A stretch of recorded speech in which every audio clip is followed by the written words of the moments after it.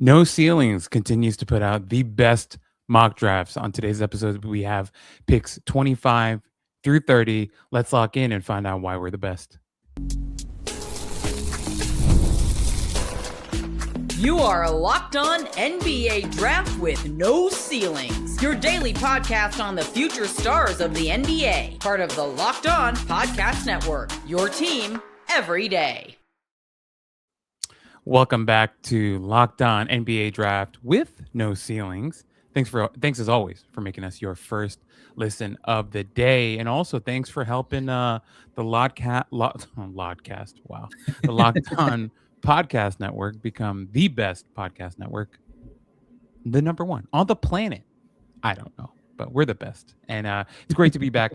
Today's episode is brought to you by Gametime. Download the Gametime app, create an account, and use code LOCKEDONNBA for $20 off your first purchase. $20 is a lot, especially in this economy, Corey. What can you get with $20 on Long Island? A cup of coffee? A burrito? No queso?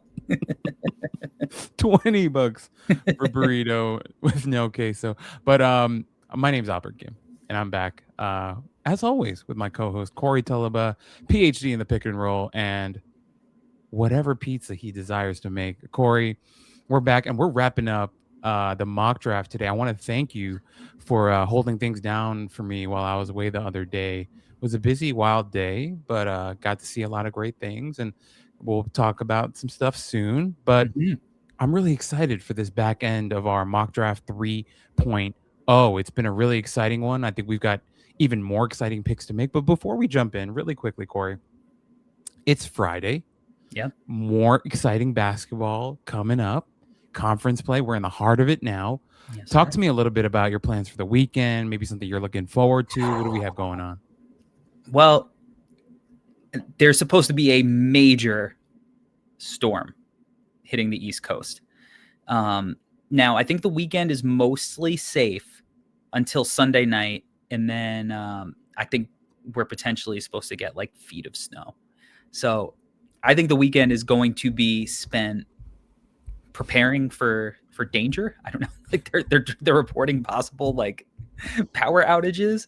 Yeah. So definitely make sure that we have food and just all of the necessities to survive and brave the cold. Maybe some candles in case somehow the heat is affected and we have to keep ourselves warm inside. But hopefully none of that comes to fruition, and we just watch some nice hoops as we always do on Saturdays. We're distinctly old enough to remember the blizzard of '96. Yes. And back then, memories. yeah, incredible.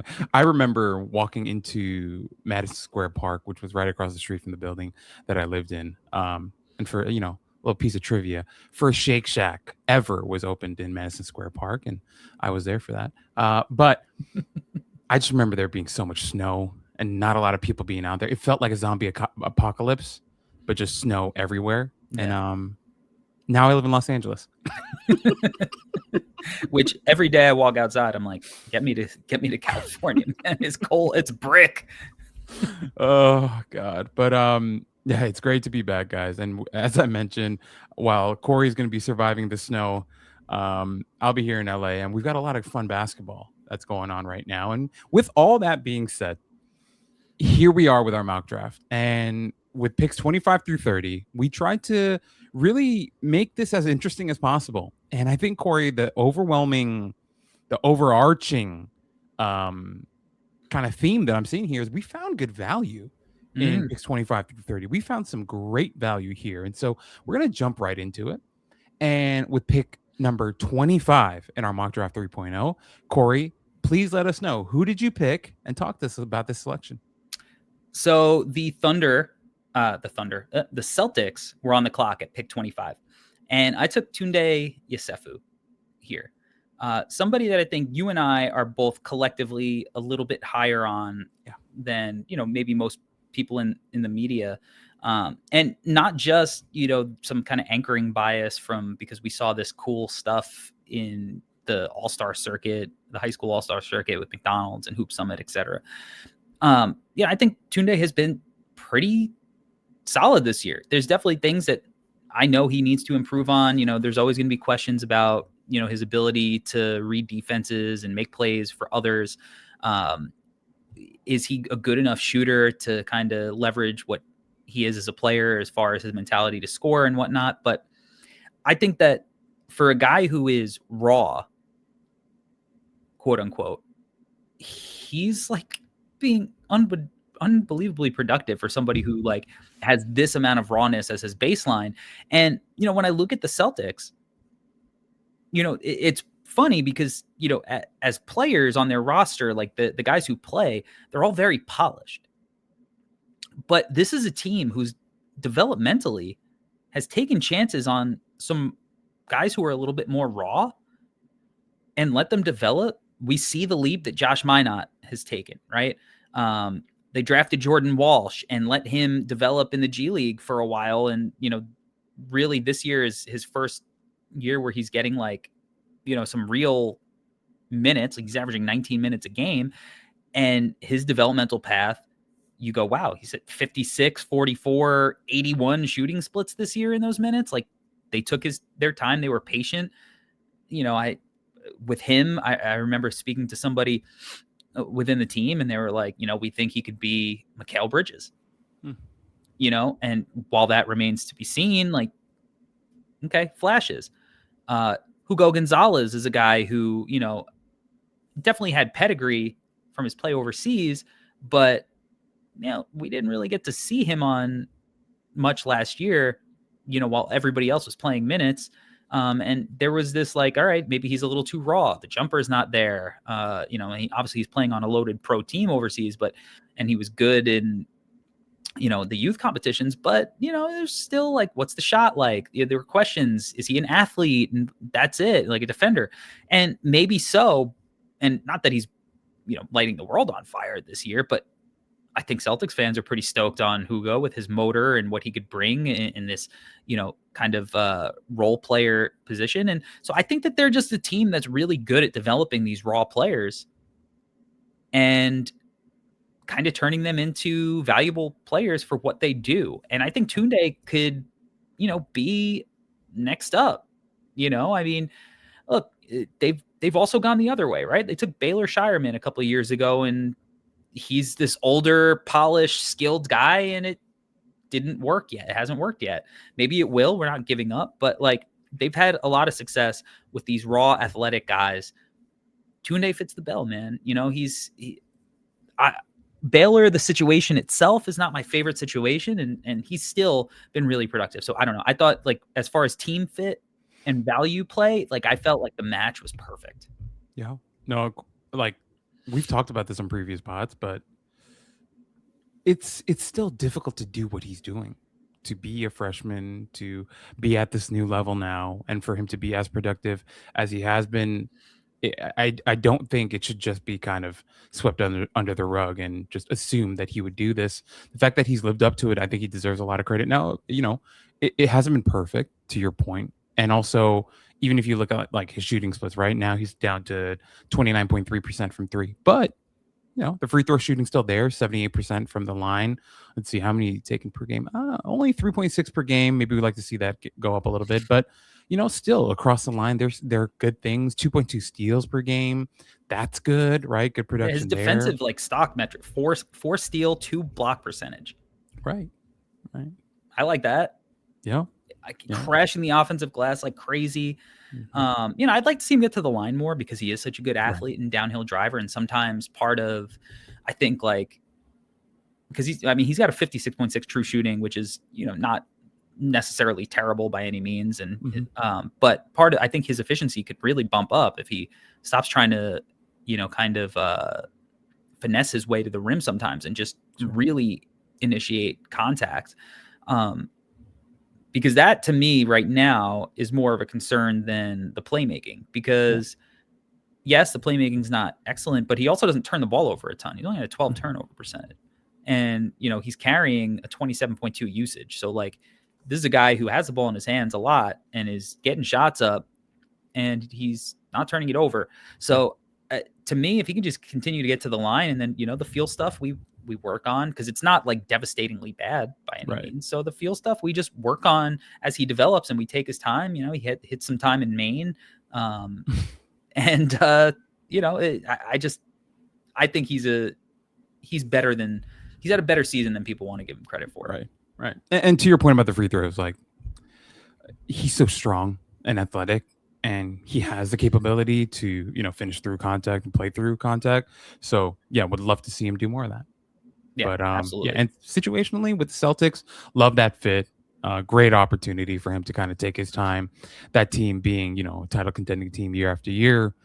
Him getting drafted there kind of takes a load off for him and gives him some time to develop. So like that one a lot. All right, we're gonna go to pick 26, and I made this pick for the Minnesota Timberwolves. And for the Wolves, you know, I'm kind of surprised that this player fell to this point in our mock draft, just because, considering some of the other, you know, people on our team who are making previous picks, I thought he'd go higher. But here at 26, I had the Timberwolves taking Christian Anderson from Texas Tech, and my logic behind this pick is not super complicated.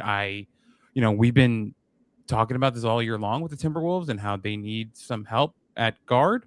You know, it'd be great if they had someone who could kind of get their ducks in a row, you know, get them into their sets, be like a steady hand. Mike Conley getting a little bit older. The Rob Dillingham situation hasn't really come to fruition.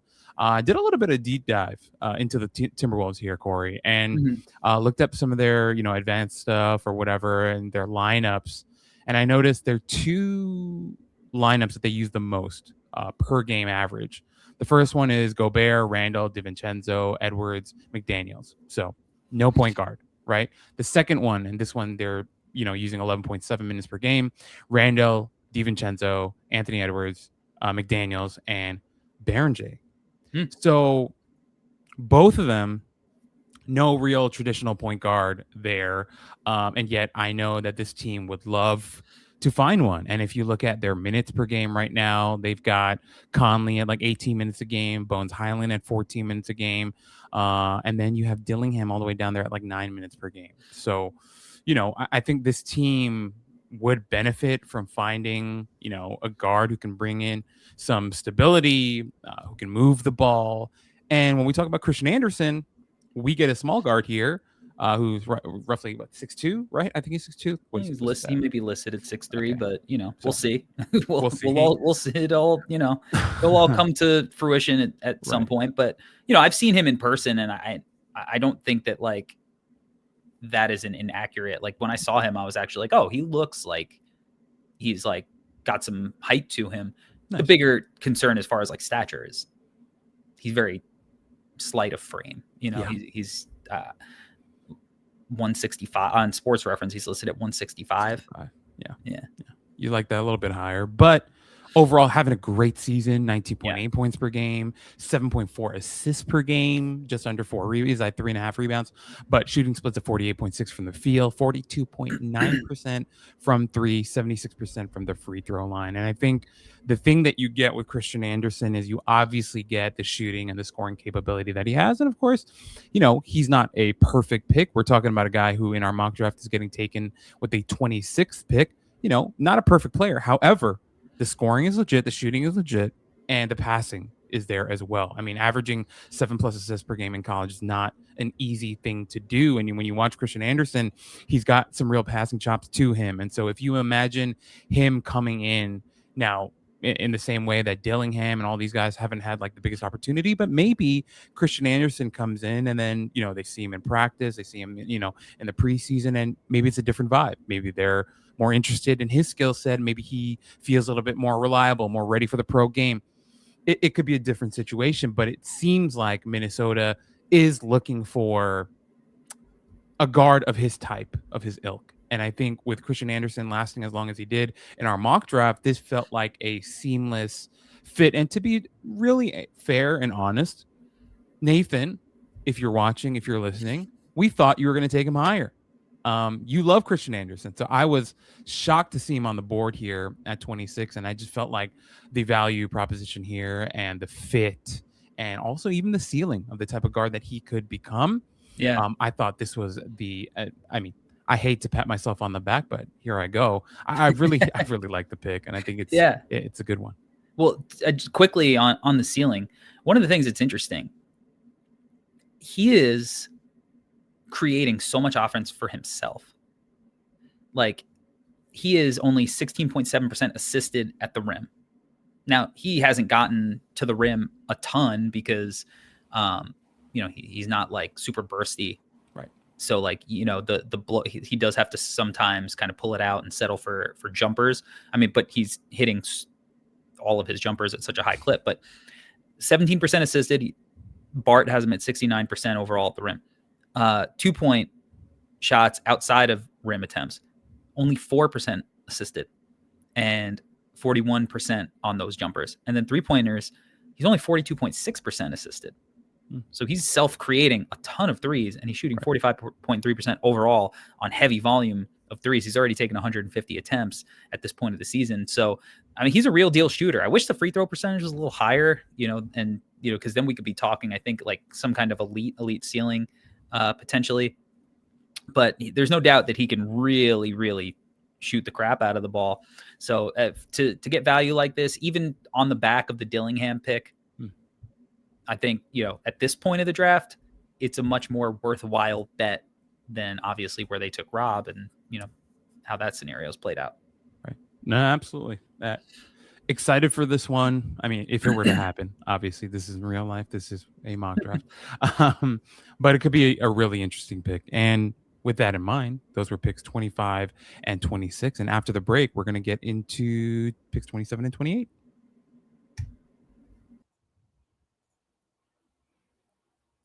During basketball season, there's nothing like being in the building. The energy, the crowd, that first big run that gets everyone on their feet. Fans want to be there for those moments, not stuck, refreshing screens or guessing what tickets are really going to cost. That's where Gametime comes in. Gametime app gives fans the advantage back, making it incredibly easy to score amazing tickets. It's fast, simple, and without the guesswork. Browsing the Gametime app is really straightforward and intuitive. Finding tickets takes just a few taps. The thing that I've always enjoyed about the Gametime app is that you can get like a really strong view and idea of what your seat is actually going to look like. Sometimes you're buying tickets and you're just kind of taking a shot in the dark. Like, what general area it's going to be, but on the Gametime app, it really shows you what your view is going to look like. Prices always include fees up front, so the total that you're going to be paying is really clear. It's not like, it's going to be $50 and then you end up paying $80 at checkout. Gametime, they keep it transparent and honest. So take the guesswork out of buying NBA tickets with Gametime. Download the Gametime app, create an account, and use code LOCKEDONNBA for $20 off your first purchase where terms apply. Again, create an account and redeem code LOCKEDONNBA for $20 off. All right, guys, we are back, and we just want to thank you again for making Locked On NBA Draft with no ceilings your first listen of the day, and thank you for making the Locked On Podcast Network the #1 sports podcast network. Now, if you haven't already, please go check out our Everydayer Club. The great thing about this is that you're going to get access to an ad-free audio feed for Locked On NBA Draft with no ceilings, compatible with Apple Podcasts, Spotify, and every other major podcasting app. So if you're interested, go to lockedonnbadraft.supercast.com or tap the link in the show notes to learn more.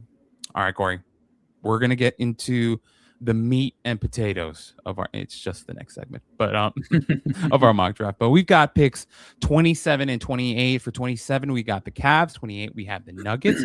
You made the pick for our Cavs here at 27. Corey, talk to us about who you took here. Yeah, so I'm taking Pat Gamba for the Cavs here. I think, again, like similar to our Christian Anderson pick, to me, this is like just great value for somebody who is sliding down the board a little bit. Pat Gamba at a Duke, listed at 6'11", 250 on Sports Reference, like really skilled kid. I've been a fan since high school when he was at PVI playing with Darren Harris.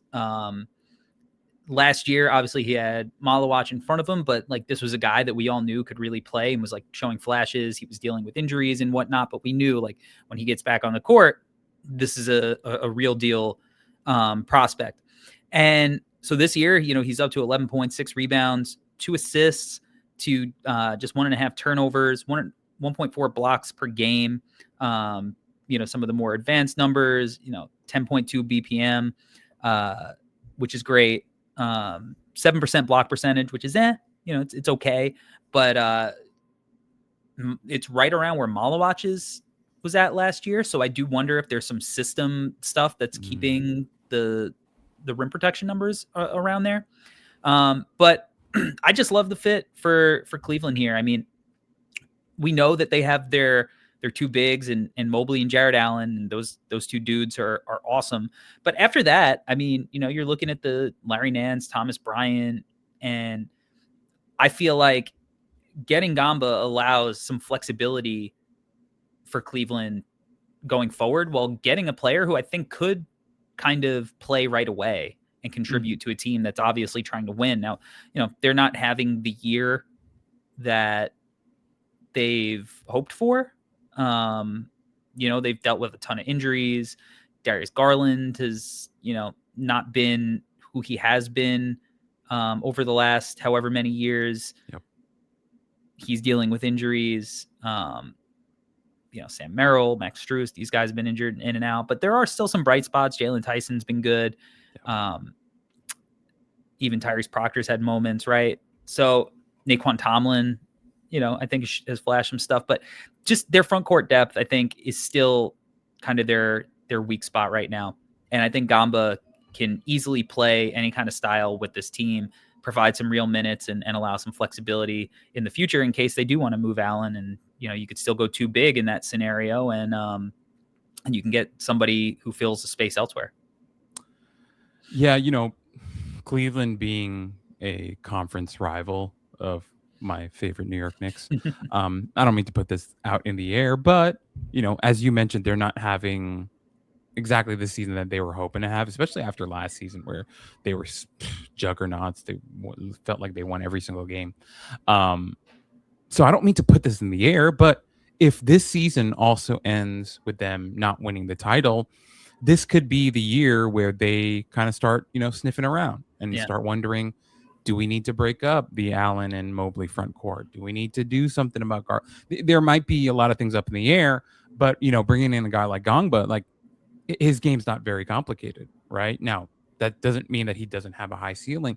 There are some interesting things about his game that, obviously with the passing, and if he shoots it one day, who knows, right? There is upside there. However, at the very baseline, you get a guy who's going to come in, who's going to finish everything around the rim, big dude, add him to your rotation, and you kind of go from there. So, especially at this point in the draft, I've got no problem with that pick. And with that in mind, I'm going to transition to the 28th pick in our mock draft for the Denver Nuggets, who are having a really interesting season, even with the injury to Jokic and, everything that they've dealt with. They're still a very good team. And I have them taking Kareem Lopez. And my rationale for them taking Kareem Lopez is I'm just wondering if this is the absolute perfect destination for him. I think he's a guy who's going to be right around this range. I think he's a guy who has a very unique skill set. What you consider the size and the frame and the strength and some of the ancillary skill sets that he has. I just feel like him ending up in Denver playing with Jokic, but also more importantly joining this roster where they've had some young guys come in and develop. Christian Brown, Peyton Watson. They have all these guys that have developed on this team, and you just go and wonder, okay, what if you put Kareem Lopez on this team, put his locker right next to Aaron Gordon's, and just have him learn everything from him? Yeah. Because what if he is the heir apparent and he's the next version of Aaron Gordon? Maybe not as athletic as Aaron Gordon, but can do a lot of very similar things and play a very similar role for this Denver Nuggets team in the future. I think that's a really fun bet for the Nuggets to take here at the 28th pick to bring in a guy with the type of upside that Kareem Lopez has, who's playing professionally overseas right now for the Breakers. This could be a great value pick for them to kind of bring him in. He could even potentially, I'm not saying he will, he could potentially maybe play, some, smaller minutes his rookie season, given again an opportunity to learn a little bit, play a little bit G League, blah, blah, blah. But eventually in a year or two, become a guy who can really be a part of their rotation as a really skilled forward who can handle the ball, who will run out and transition with them, growing as a shooter, going to play tough physical defense. Like, he could be a great developmental piece for them is kind of where my head went. Yeah, I agree. I mean,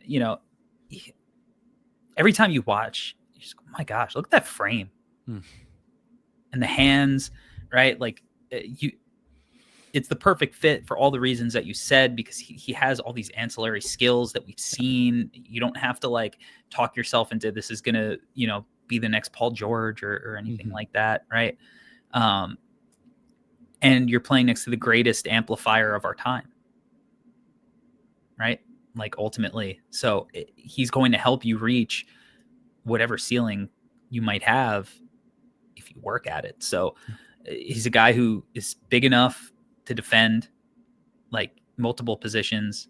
It's a home run pick, I think. Yeah, absolutely. And we've been bad at budgeting our time, so we're going to go to break and come back with picks 29 and 30.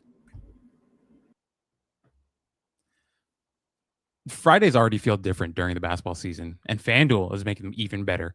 Every Friday night before the games tip off, FanDuel gives fans a new way to kick off the weekend with NBA Happy Hour. NBA Happy Hour is your official pregame, a limited time window where special offers drop right inside the FanDuel app before the action starts. So Fridays from 6 to 7:30 Eastern, that's kind of become appointment viewing with NBA Happy Hour. You just open the FanDuel app and you're going to see these new boosts, bonuses, and surprises that you can tap into.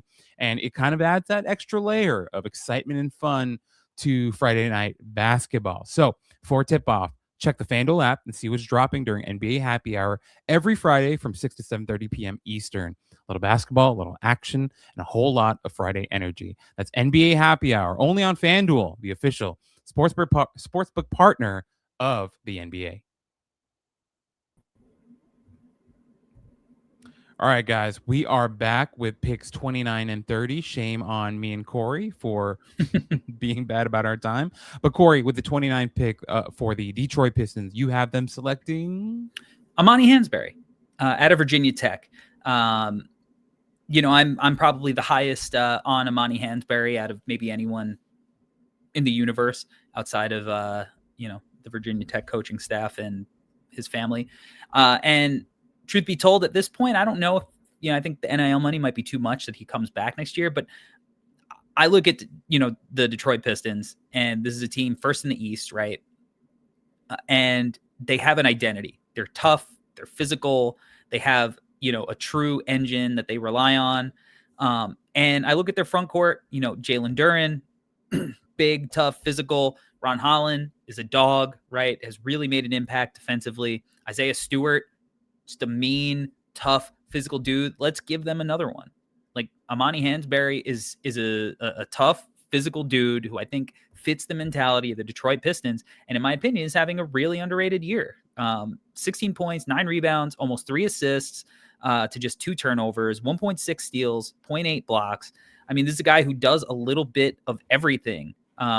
He rebounds like crazy. 12.8 offensive rebound, 18.8 defensive rebound, 17.2 assist percentage, 2.9 steal, 2.7 block percentage, 9.1 BPM. He's, in my opinion, like I think you can make an argument that he is the best prospect on that Virginia Tech team that has Neo Abdalas, who has not been good this year.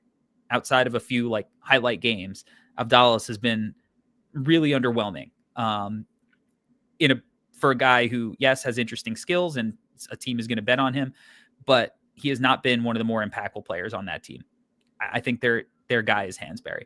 And I just look at the position, how I think defensively, he can guard so many spots because he can sit, like really sit in his stance and get wide and get long. He's gotten himself in really good shape. I just think he's going to be one of these guys who impacts winning at the next level.